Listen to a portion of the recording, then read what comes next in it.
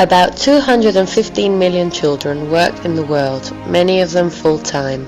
Most of these children work in the textile sector as a cause of violence and war exists in their countries.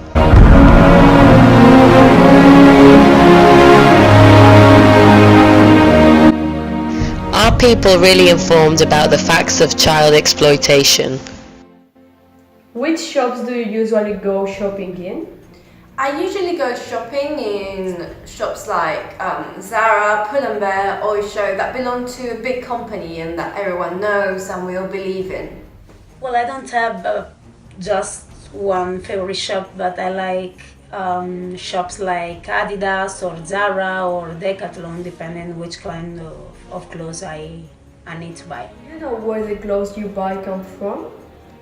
Sometimes I've looked at the clothes and yeah, it says Taiwan or India sometimes, and China obviously, but some really rare times I don't usually really look at where they come from or actually care about it.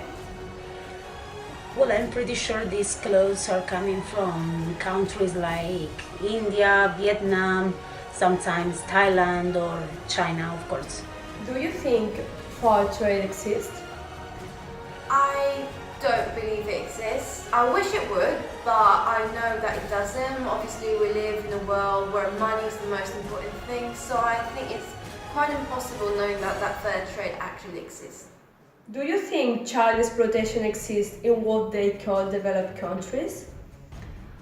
I would like to think it doesn't. We know that in other countries that are not as developed as ours, it does exist. It's a very common thing.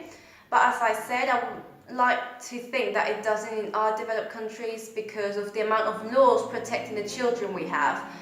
But knowing the amount of exploitation over any human being in these developed countries, I wouldn't be surprised if there was like a hidden market with children exploitation.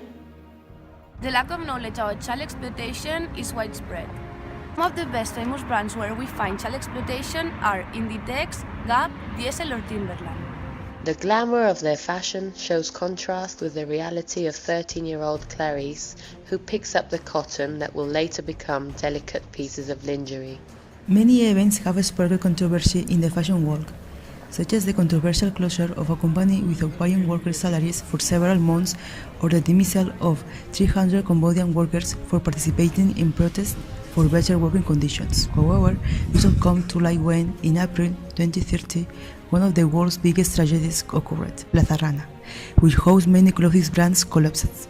It left over 1,100 dead and 2,000 wounded, which meant one of the most tragic episodes in the history of Bangladesh. This fact unveiled what many thought were myths to discredit the world's largest companies, the subhuman conditions that third world employees must confront in order to bring money home. Social network not only serves to take beautiful photos, democratize and publicize events of worldwide interest throughout other means of communication, in which the blockade of the media and the lack of freedom of the press do not interest.